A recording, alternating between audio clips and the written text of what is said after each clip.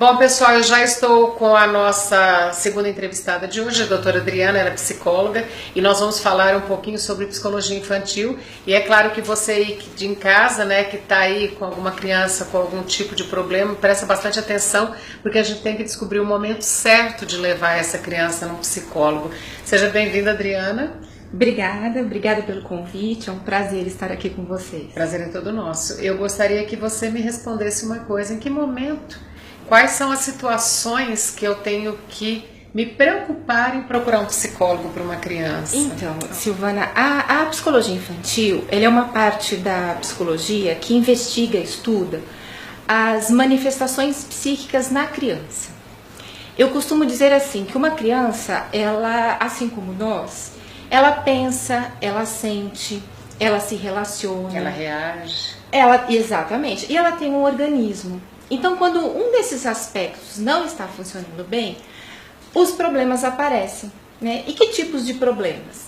Problemas ligados ao comportamento, né? Nós temos crianças assim muito tímidas, muito caladas, crianças que são muito passivas, até submissas nos seus relacionamentos com os outros colegas.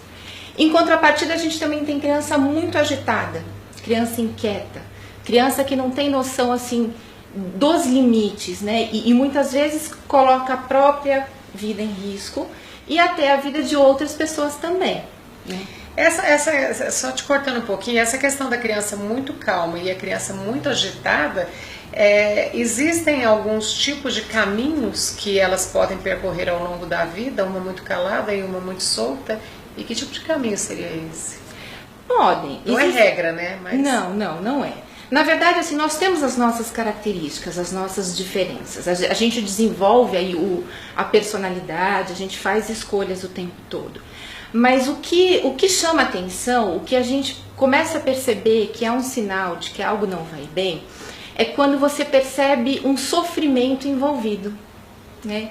Então, uma criança muito calada, por que ela está desse jeito? O que ela não está conseguindo responder? Né? Uma criança muito agitada, que bagunça interna é essa? Que confusão que está causando esse comportamento? E inadequações, porque uma criança ela fica inadequada. Então a gente percebe que tem um sofrimento aí. Pode levar em consideração que tanto um caso como o outro, ela pode estar querendo chamar atenção para pedir essa ajuda, é um grito de ajuda? Sim.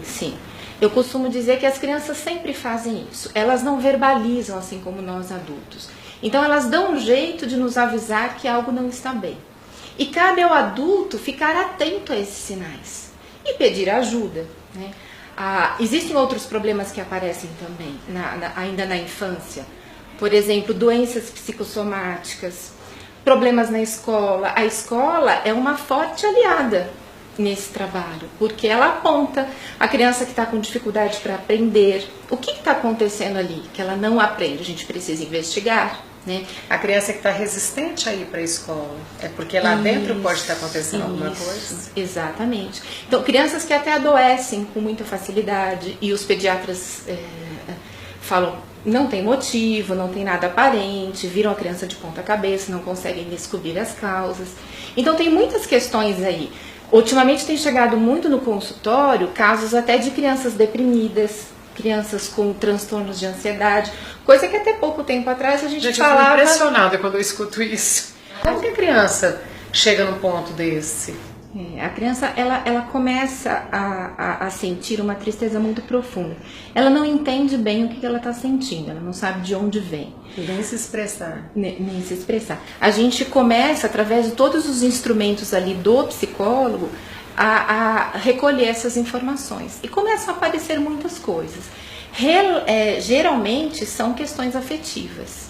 Alguma compreensão de mundo que essa criança está tendo, que está equivocado, alguma insegurança, alguma coisa que a criança viu ou ouviu, porque isso é uma outra coisa também, que às vezes nós adultos, nós negligenciamos.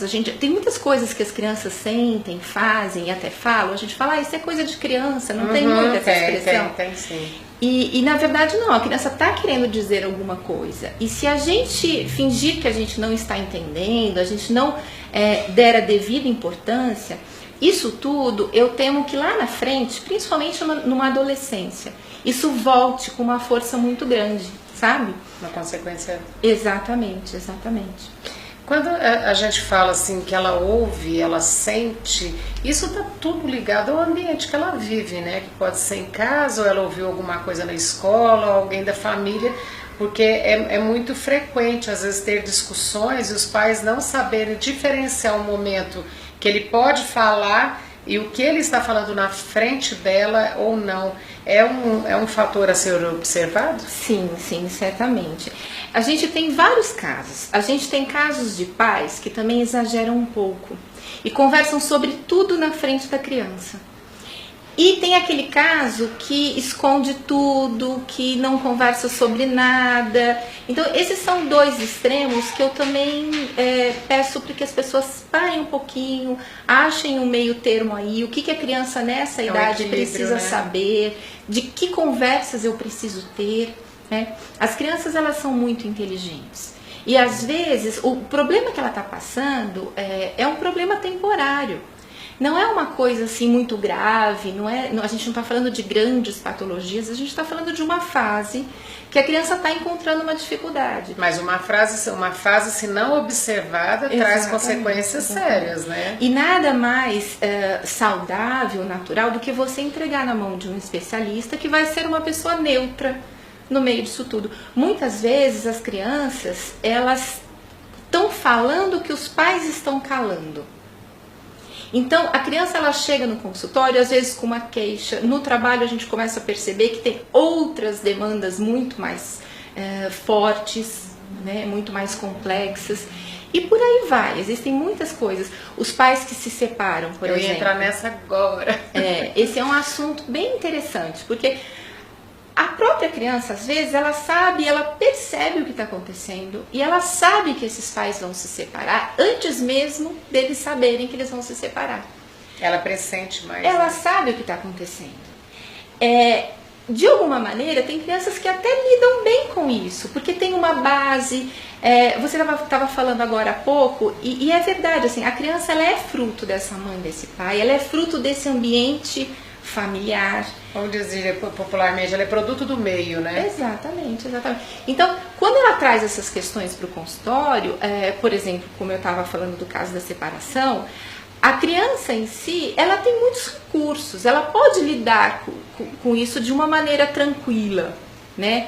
Agora, quem se mete em confusão são os adultos, e os adultos que não sabem separar. Então, muitas vezes, o trabalho que a gente faz ali é meio que de blindar a criança, orientar os adultos para que eles resolvam aí essas questões, para que a criança, então, possa seguir o caminho, porque não tem problema nenhum ter os pais separados. E aí são situações também que aparecem nessa separação, depois o pai conhece outra, vai se casar, a mãe conhece outro, começa a ter uma relação de casamento, tal. São momentos que tem que tomar mais cuidado ainda. Vamos falar de transição, né? Essa transição de cargos aí dentro. Sim. Como é que fica esse recomeçar a vida com uma criança que fica dividida entre duas casas diferentes e vivendo, né? A vida dela, mas ao mesmo tempo ela está querendo estar bem com todos. Eu tenho a experiência de trabalhar com crianças assim que lidam muito bem com isso. Volto a dizer, às vezes os pais não sabem lidar e eles acabam criando confusões, né? Fazendo a tal alienação parental que a gente comenta muito. Isso existe, isso é errado. Utilizar a criança, isso faz um mal muito grande para a cabecinha da criança, porque você chegar e falar, olha, o relacionamento não deu certo, nós vamos nos separar. As coisas, elas vão acontecendo no tempo certo. Então a mamãe vai conhecer uma outra pessoa, o papai poderá conhecer uma outra pessoa. Assim, tudo pode ser às claras. Não precisa ser nada escondido, nada manipulado. A informação não deve chegar manipulada para a criança. Pra gente encerrar esse bate-papo, que é tão bom, né, gente? Eu fico com vontade de ficar muito tempo, principalmente quando a gente conhece uma pessoa nova que vem com tanta coisa boa pra gente. Nós conversamos outro dia com uma colega sua, Andréia Maiolino, e nós falamos sobre o abuso sexual. E a gente percebe também muitas crianças que elas começam a se retrair um pouco, elas começam a se afastar do convívio, elas começam a se sentir mal com algumas situações e ambientes. Como perceber essa criança? Rapidinho para a gente poder terminar. São os mesmos sinais que eu estava falando para Mudança você de agora. comportamento. Mudança de comportamento, A tristeza. grandes rupturas, um silêncio exagerado ou uma inquietação exagerada. Esses sinais eu recomendo assim que as pessoas não negligenciem. Procurem ajuda, a gente vai fazer uma avaliação. É melhor pecar por excesso do que por falta. Omissão, né? Isso. E aí, diagnosticado algum problema, a gente vai fazer as intervenções necessárias, as orientações necessárias, a gente vai seguir os passos. É muito frequente isso hoje? Mais do que a gente imagina. Mais do que a gente... Infelizmente, mais do que a gente imagina. André usou um termo aqui outro dia que eu achei interessante, esse corpinho é seu. Você pode mexer nele. Qual a orientação que fica para essa criança, para essa mãe, para ela poder falar para essa criança, já que o aumento do abuso é grande e a gente sabe que está sempre muito próximo da família. É falar sobre isso, é falar assim que as pessoas elas não devem fazer algum carinho em você que te deixe constrangido, que te faça sentir-se mal, sentir-se culpado, desconfortável. Existem carinhos e carinhos. Eu converso muito com as crianças sobre isso e as crianças às vezes perguntam, mas que tipo de carinho? Aí você já percebe que ela tá com uma dúvida assim. O que pode, o que não pode? Isso. E aí eu vou falando, é aquele tipo de carinho que você não se sente bem. Você sente um mal-estar, você se sente culpado, constrangido. E você não deve permitir, porque o corpo é seu. E da mesma forma que a gente fala para a criança se respeitar, a gente fala também que ela ensina a criança a respeitar os outros. Porque também, senão, eles começam a achar que todo tipo de carinho... É o equilíbrio de novo, é um abuso, né? Exatamente. Adriana, eu quero assim agradecer muito a sua participação, gostei muito de você. A gente vai ficar realmente para marcar um novo bate-papo, porque aqui a gente fala que a gente não trabalha com nada escrito, a gente bate papo mesmo, que é o melhor de tudo, tá? Eu agradeço muito a sua participação aqui com a gente hoje, contribuiu muito, e quando mexe com criança, com idoso, eu fico muito brava. Eu acho que a gente tem que procurar com detalhe o que está acontecendo com essas pessoas. Obrigada, viu? Eu que agradeço. Bom, gente, programa Saúde de hoje, nós trouxemos aí a Alessandra Carneiro, né? Nós falamos sobre a pirâmide de alimentação e eu com a Adriana aqui falando aí isso com você sobre quando procurar um psicólogo para uma criança. Preste muita atenção no seu filho, mas preste muita atenção. A gente percebe realmente em algumas situações que tem um comportamento diferente. E eu falo que a vida da gente ela é feita de sinaizinhos, né? Eu falo que o medo é um termômetro, mas de vez em quando você tem que prestar mais atenção, tirar o medo de lado, de enfrentar o que seu filho precisa falar com você. Eu volto na próxima semana com outra edição do programa Saúde em Evidência, é claro, contando sempre com você e do outro lado. Até lá!